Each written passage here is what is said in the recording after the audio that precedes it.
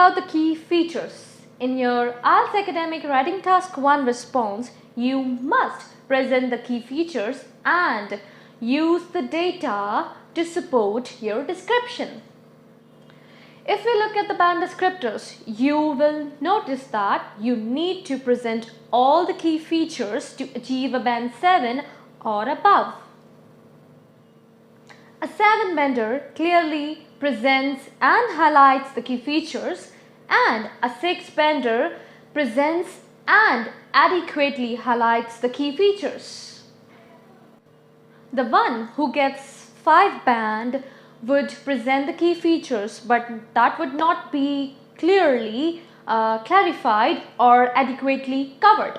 And a person who gets 4 band attempts to respond to the task but does not mention or present all the key features.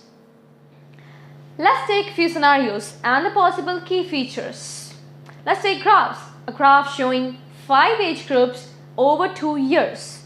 And its possible key features could be 5 age groups, major trends, outstanding figures, for example, highs, lows, and 2 years.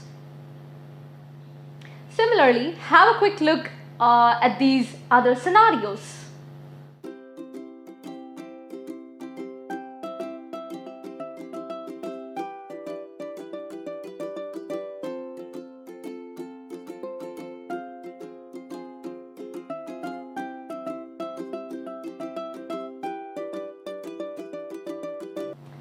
Do's and don'ts for the key features. Make sure you present the figures given in the visual diagram using correct number scale and format as well as data set represented. But don't present the data mechanically, inaccurately or incorrectly.